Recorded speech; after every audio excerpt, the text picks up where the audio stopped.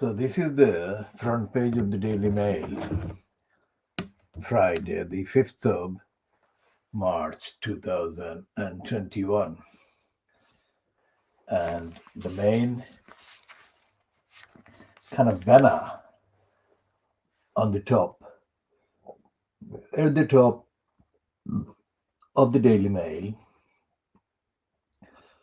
shows the continuing assault on Harry and Meghan Markle.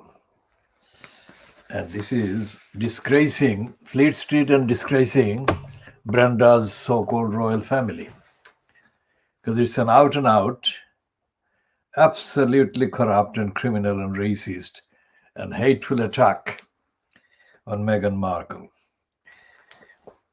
Now, yesterday they said that there was an investigation by the Buckingham Palace, Brenda's Buckingham Palace, into allegations of bullying by Meghan Markle. No such investigation has taken place about all the illegalities and corruption and criminality that have been going on by various members of the royal family. It's only Meghan who is being targeted for this. And by this targeting, they're also targeting, of course, Harry and punishing him for marrying Meghan. That is what they're doing. And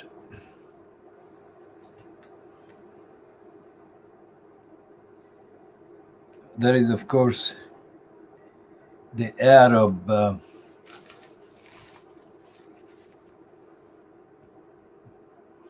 kind of games they're playing with Boris Johnson and his fiancée. It's not serious. But the fact that they're playing games like that shows that they're hiding Brexit failures, they're hiding COVID-19 failures, and they're hiding the failures on the part of Rishi Sunak to fund the schools or the National Health Service workers. And that is what the Daily Mail is hiding.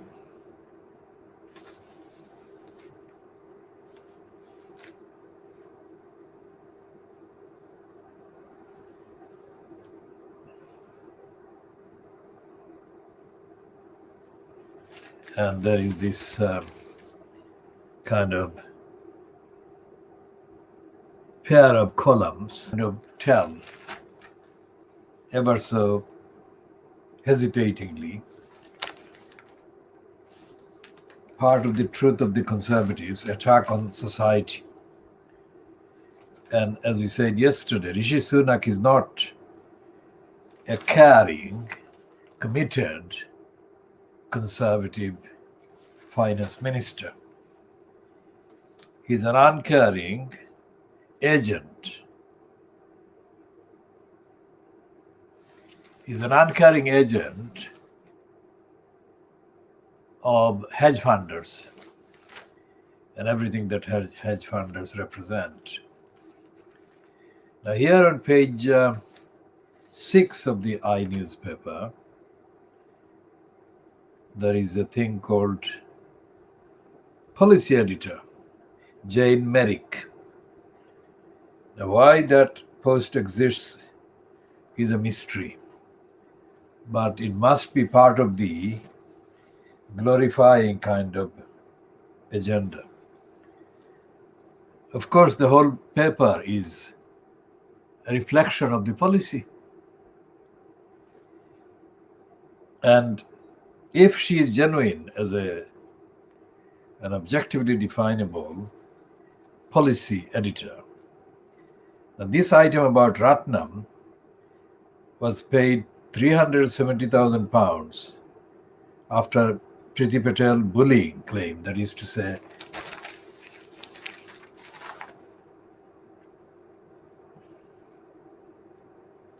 Philip Ratnam, who was the senior Home Office employee, has been paid £370,000 as compensation or damages, whatever, based on Priti Patel bullying him.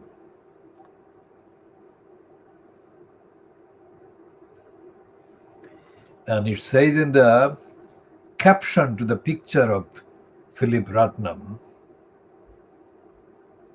that he claimed Miss Patel carried out a vicious campaign against him.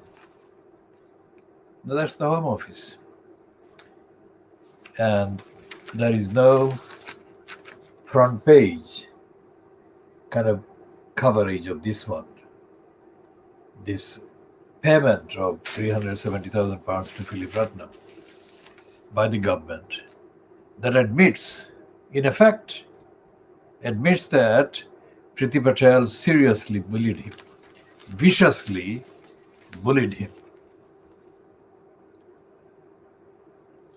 And the court case that, or the tribunal case that Philip Ratnam actually filed,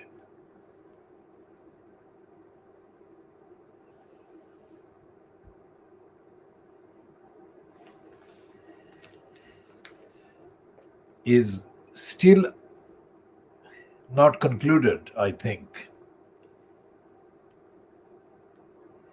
But what they're saying is that a 10-day employment tribunal was due to take place next September, but both sides agreed to settle the case, meaning the claims will not be aired in court. Well, this is true only partly, because the claims may not be aired in court formally, but they have been aired more than they would have been even if the claim in the employment tribunal went ahead. So that's a contradiction by the I newspaper of the actual facts and the coverage or cover up.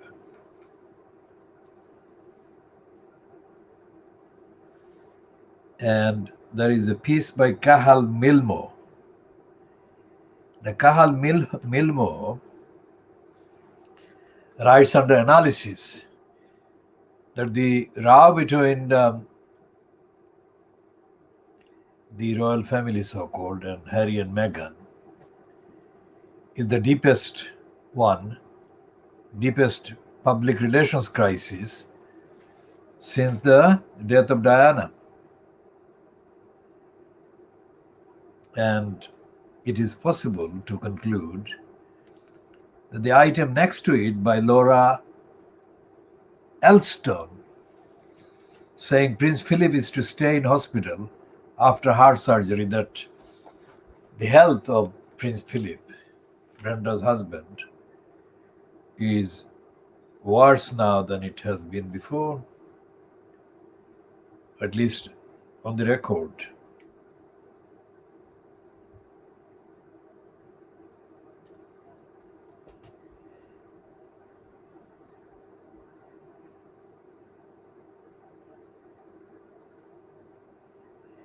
And there is a little piece here about the decision by the Metropolitan Police, also called Scotland Yard, that it will not launch a criminal investigation into the BBC journalist Martin Bashir,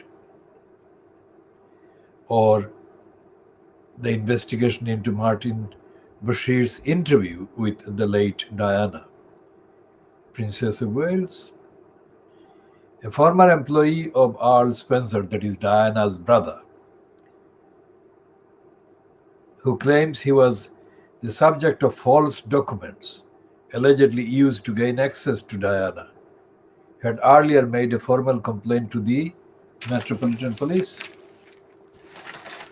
So there is a case in point.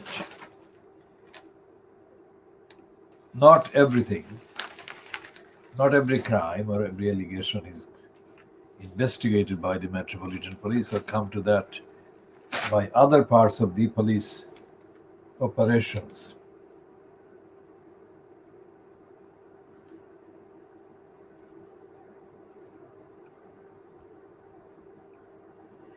And there is another,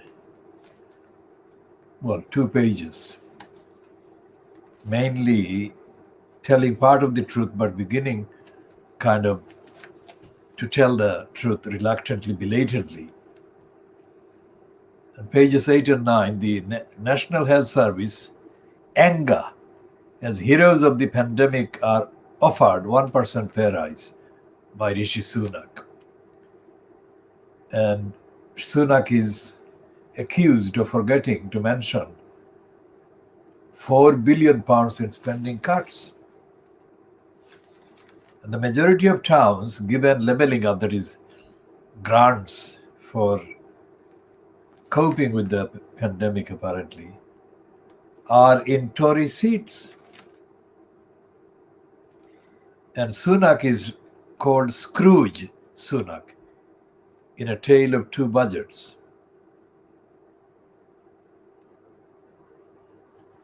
And the coverage goes on. And it says that Nigel Morris writes, silence on social care crisis condemned as stain on our nation. That is the I newspaper on page 10. And Kathy Newman of Channel 4 News writes, care home catastrophe looms with further delays.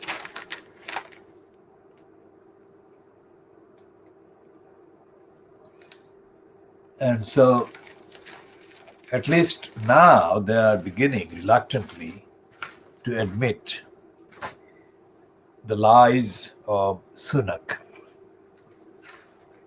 and the cruelty of Sunak, who is implementing the cruelty budget as an extension on behalf of Boris Johnson.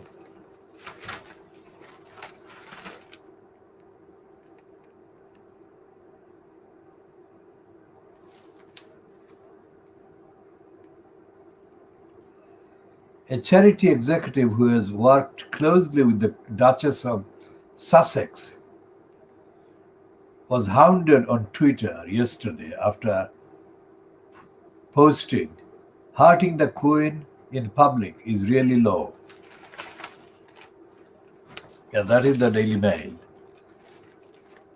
saying that Kate Robertson, who founded One Young World, said the Duchess should sort out her grievances in person, privately. Well, the Duchess would like to do that, but the Daily Mail won't let her. That is the plain fact.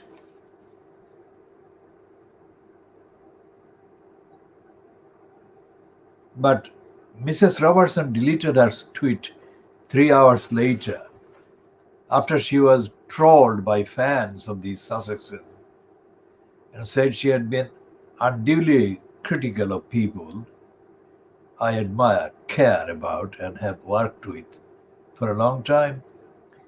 Her first message was after the Sussexes took a swipe at Buckingham Palace, posted at 8:18 a.m. and read, "Not having any of it. The Queen is the world's most stunning example of duty and service. The Sussexes have grievances but should sort out in person, privately. Hurting the Queen in public is really low." Meghan's biographer Omid Scobie, who wrote last summer's controversial Finding Freedom, then highlighted the message saying, "It seems like that not everybody will be watching Oprah on Sunday," including the founder of One Young World, a youth-focused global forum that the Duchess of Sussex has been involved with for years. His message sparked a social media pile-on, with Mrs. Robertson being bombarded with angry messages from fanatical admirers of the Duchess. Now, this is incredible. If Meghan is so bad as the Daily Mail and the Mail Group and the Sun keep saying every day, then how is it that they've got so many fans that are described in this way in the Daily Mail today?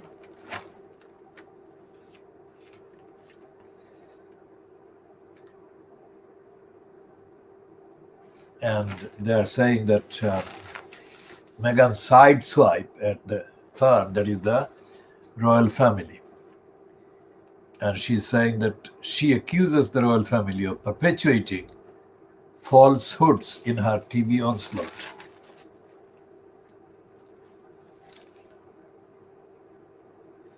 And then it says on pages 8 and 9, 2 pages, did courtiers bury bullying claims to protect Meghan?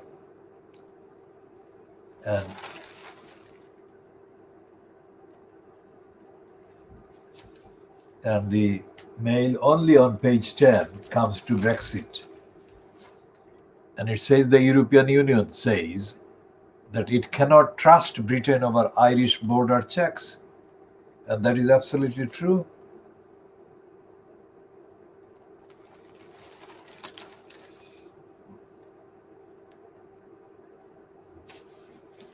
And the Daily Mail attacks Sunak for allegedly making tax raid against the middle class.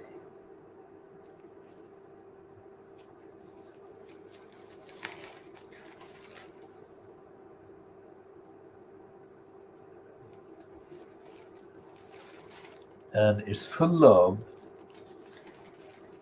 racist lies.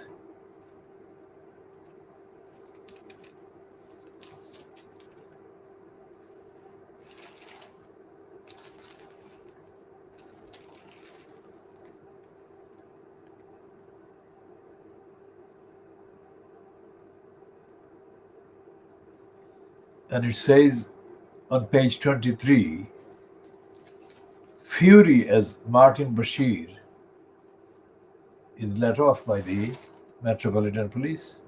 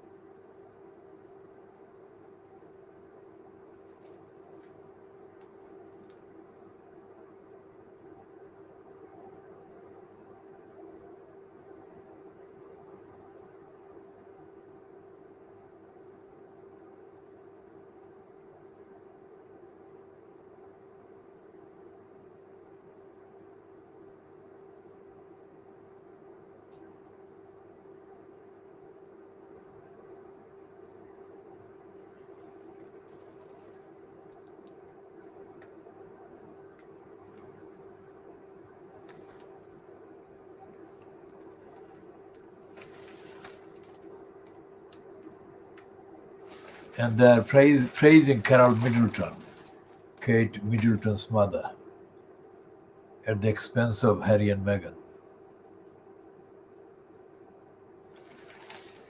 And they've got a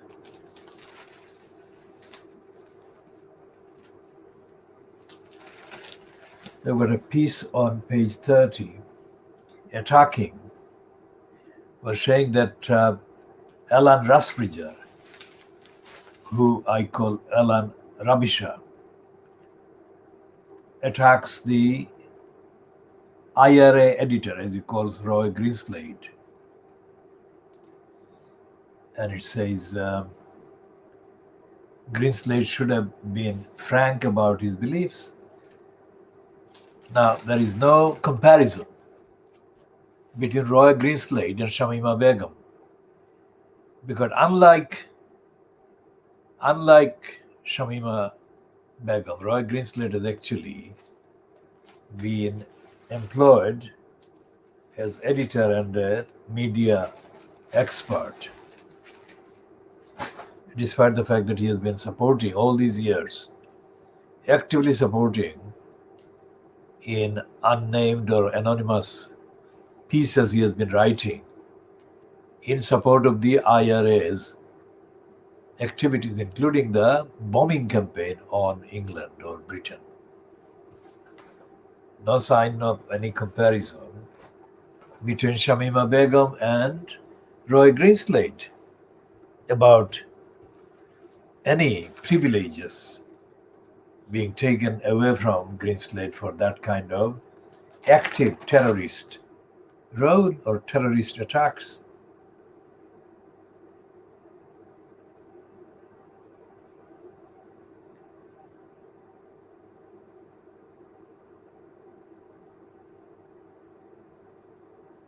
And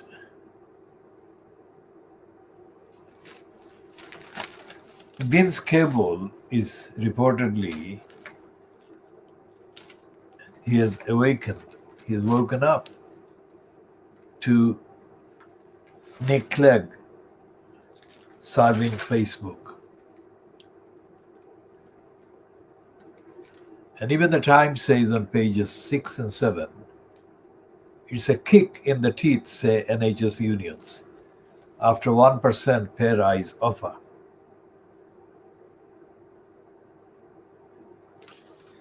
And there is another piece in the Times on the same page, page 6.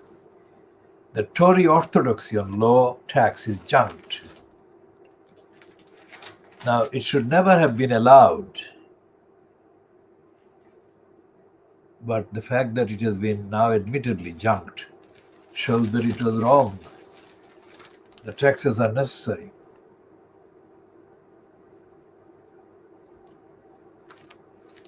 And there is a piece on page 8 of the Times. Priti Patel, whistleblower, awarded £340,000. That's the same man, Philip Ratnam. And as they said in the other paper, the I newspaper, that the public hearing would not be taking place because they have settled their claim, and the Home Office still insisting,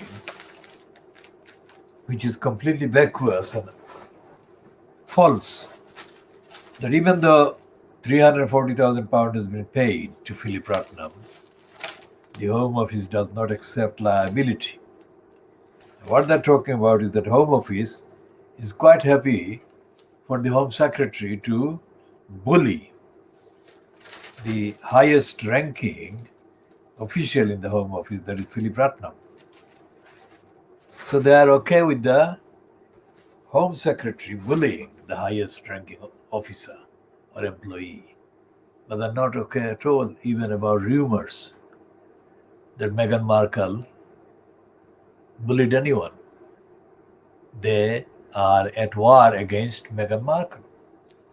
And I think the hysteria against Meghan Markle and Harry, their interview going on air on Sunday.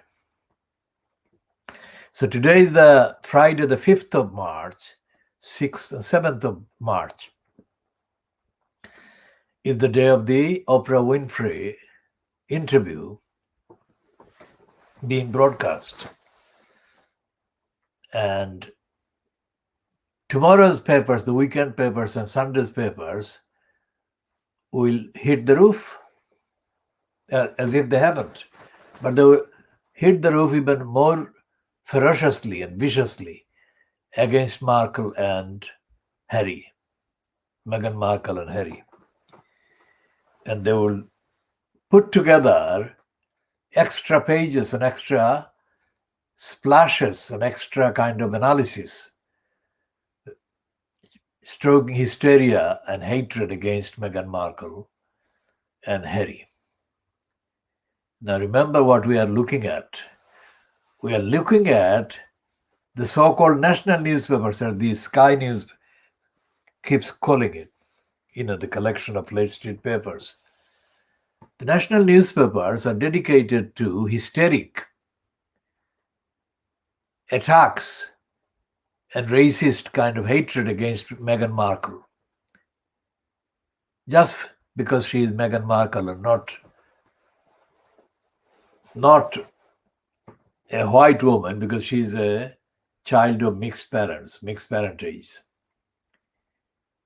And if the intensity of the attacks on Meghan Markle is any guide, then there is no need to do any research as to the level of racism that dominates Fleet Street and dominates the mainstream media and the mainstream narrative and agenda in this country.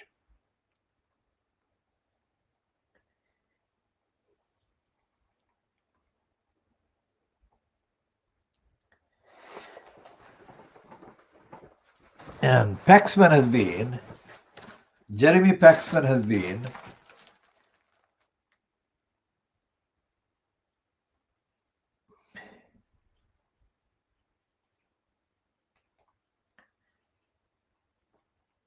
brought back, and he's given the headline, Paxman ridicules BBC's boring people in dull jobs.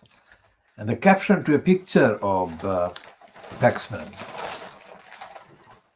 A picture of Paxman reads as follows. News reading is for an articulated suit, says Paxman. Well, I'm not wearing a suit, articulated suit. I am articulated or articulate, articulate, but not wearing a suit. I haven't worn a suit for a very long time. And I'm not reading news, I'm diagnosing news. So that doesn't apply to me. Essentially, I created the phenomenon of Jeremy Paxman in the mid-1980s, as I have said. I'm not going to give the chapter and verse again here, but I created him because I published a very comprehensive diagnosis of him as a racist, fronting the then nationwide slot on BBC One. It was so comprehensive that the BBC had to kind of take some action to restore his or protect him from my assault, analytical assault, ethical assault in 1984-85. So they created the personality of Jeremy Paxman by devoting a whole profile in the Listener at that time to him as the phenomenon. He wasn't. He still isn't. Because he doesn't say anything that is in any way as comprehensive, as truthful, as topical, and as often vindicated as I do. But there it is. It's the racists who are in denial. But his swipe that the Times is now reporting is again artificial, because the people who read the news are, of course, articulated suits. They have been. He is not inventing that. And that is a kind of less sexist way to put it, because mainly the news fronters or news presenters, the main numbers of news presenters are women. And he's being crafty there. So we shall be talking more about the BBC and the corruption of the BBC and the racism of the BBC. And I'll be updating on the empirical encounters, confrontations I've been having with the BBC. The BBC is corrupt, and the BBC has been corrupt, and it will remain corrupt because there is no accountability. There is no ethical, moral, evidential accountability, democratic accountability to which the BBC is subject. And there is no actual ethical, moral auditing of the BBC. And there never has been. Whatever the form and whatever the name, whatever the title of any auditing or monitoring or, quote, regulatory body that has existed in the last, let's say, 50 years has been a joke. None of the regulatory so-called outlets can be credited as being regulatory, because the ethical and moral bankruptcy that rule the mainstream media in Britain have always been independent and have been enjoying the license to abuse people who cannot answer, or people who are abstracted from getting the platform that they morally and ethically are entitled to and deserve. And the BBC and Fleet Street, well, the BBC has been the longest running broadcaster. For that reason, the BBC. ITV was the one that came up afterwards, decades afterwards. And so, and Sky News came after that. Channel 4 came even after that. So the BBC has either spawned or imitated artificiality, immorality, lack of ethics and lack of integrity and lack of universality in parallel with the printed mainstream in Britain. And the printed mainstream has always been kind of referred to as Fleet Street. And give or take a few stylistic differences, all these outlets, the BBC, Sky News, Channel 4, ITV, kind of complement one another or complement each other when compared in pairs. When they deny the need for morality, ethics, accountability, universality. On the last item, universality, the coverage of the BBC and the mainstream, including Sky News, of what has been going on in Burma following the strategically staged so-called coup, which is so-called because it's not genuine. Because this coup is being given the coverage by Fleet Street and by the BBC and by Sky News and ITV, as well as the rest of the mainstream media in Western Europe, as if that was the so-called coup that removed from whatever office she was holding Aung San Suu Kyi or Aung San Suu Kyi. And our evidential assertion remains that this coup, which is being given the kind of publicity and propaganda by the United Nations bureaucracy, as if this coup was a genuine coup by the typical, historically known, notorious military junta in Burma. It isn't. Because if the Western media that are covering it for the benefit of Aung San Suu Kyi, because the benefit she aims, and the benefit she has already been given by the Western media already in the last few weeks, is a diversion of attention from her liability and her role as the head of the regime that carried out the massacre of the Rohingya Muslims.